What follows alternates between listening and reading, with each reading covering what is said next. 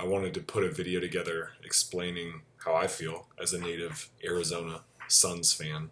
I'm 31, soon to be 32 years old in 10 days. My name's Nick. I'm a former Suns ball boy. I'm a 3-year season ticket holder. And maybe this is just a voice of someone who's actually from here who understands what we're all going through right now. One, holy shit, we're in the finals. Like, what? And it's real. It's not fake. Like, slap me, pinch me, it's real. One, that's nuts. Two, I think all of us that are from here still are like, please God, don't let this be the letdown. Please don't let us lose in the finals. I know we're up 2-0. I know all we have to do is win 2 of the next 5 games, and we're champs. But part of growing up here is having that feeling like eventually you're going to get let down. And that's the hardest thing to overcome as an Arizona sports fan, is that feeling. The impending dread, it's coming. And I don't even know if I'm going to be able to fully shake that until I see the clock strike 0 on the 4th win. And that's part of the deal being from here. You know what I'm talking about. You know what that's like. What does this team mean to the city? Well, I was a ball boy in 2007. So I can tell you without a shadow of a doubt, these crowds are much louder. Like 10 times, not 10 times, that's an exaggeration, 2 to 3 times louder than the 04 to 2010 crowds. The organic, raw joy and emotion of being terrible for 10 years and now being very, very good is unbelievable. The Suns have done a great job on the rebrand, the new stadium renovation, the new gear, the jerseys, the practice facility, the new players, the new GM, the new coach.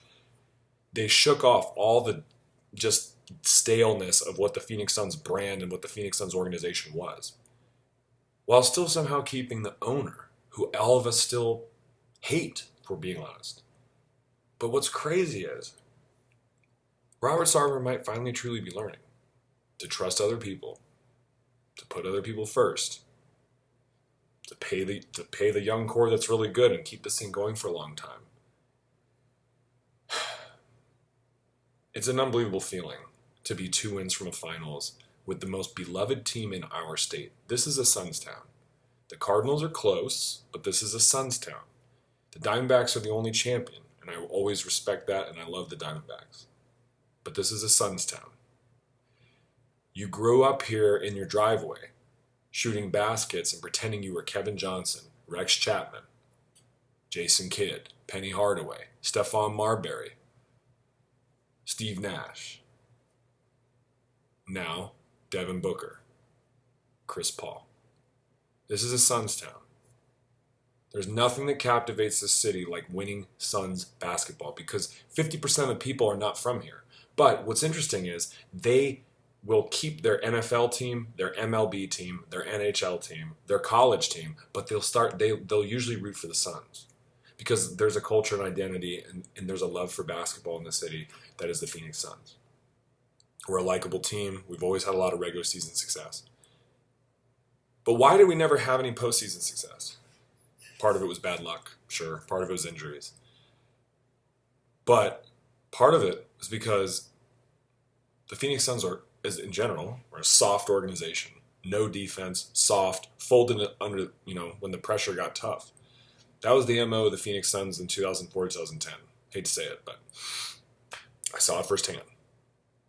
Only a couple guys on that team played defense. Mike D'Antoni is one of the most overrated coaches in the last 50 years.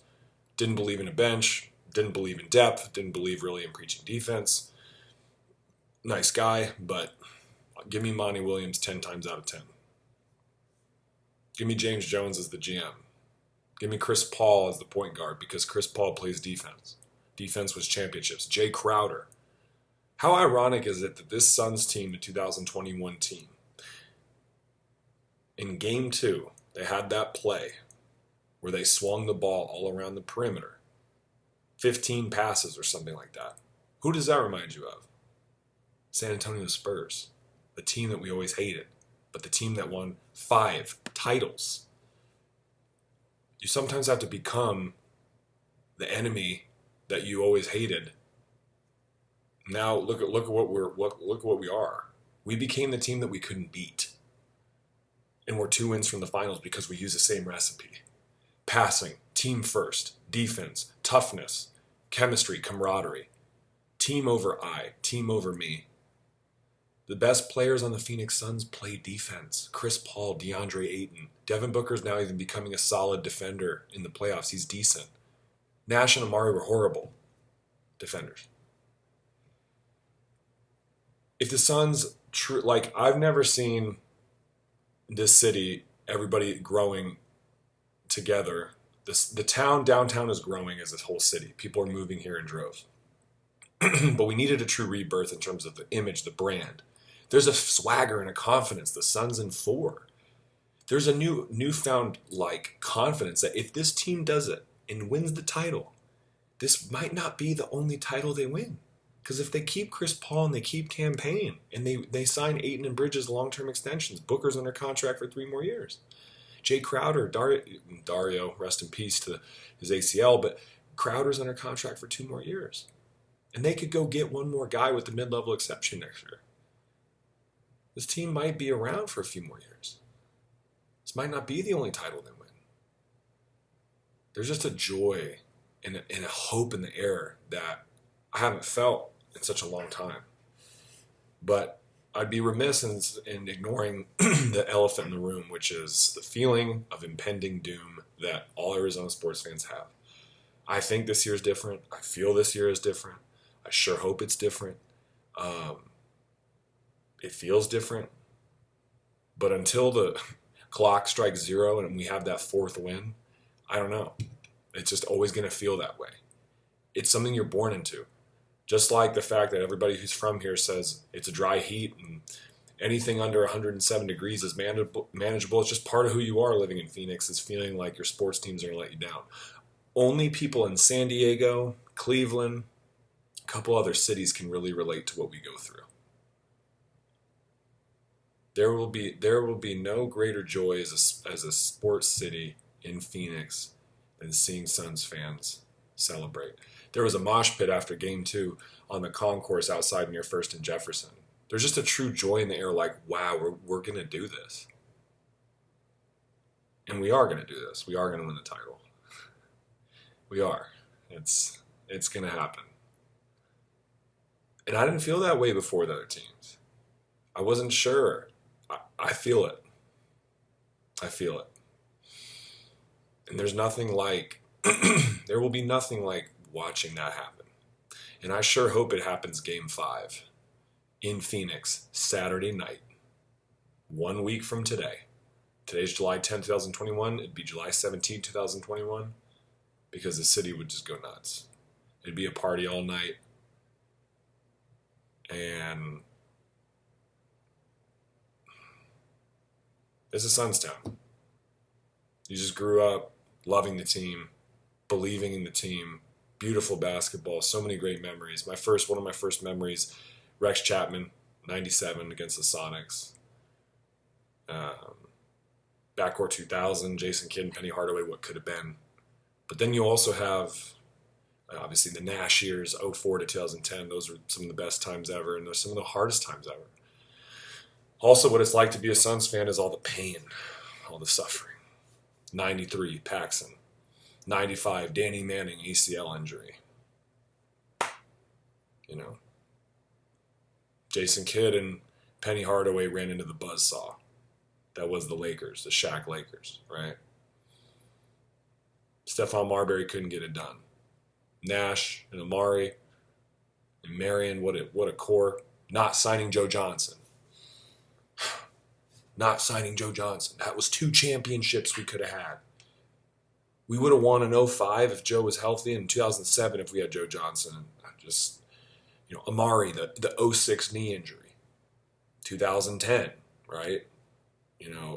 Just came up short. And the decade of hell, 2011 to 2019.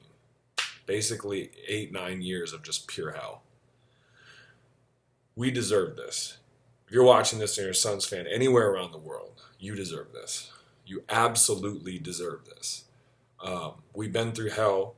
We've been almost to the top. We've had our hearts ripped out and stepped on at every level. The first round, the second round, the conference finals, and the finals. But this year's different. This is the year we finally do it. And mark my words, this won't be the only time that we win it all. As much as all these NBA fans love to say asterisk ring and Mickey Mouse ring and injuries, okay, watch what happens in the future. Into 2022, 2023, 2024, 2025. When we figure out who our point guard of the future is after Chris Paul, and Booker, Bridges, Ayton, Cam Johnson, maybe Jalen Smith still here. It's a bright time. It's a great time to be a Suns fan. We got 2 more wins. 2 more wins until the city explodes. Keep the faith. Even if we drop game 3, we will get one in Milwaukee. And this is our time, Phoenix. So this is my thoughts on where we're at, where we're going. Hope you enjoyed it. Go Suns.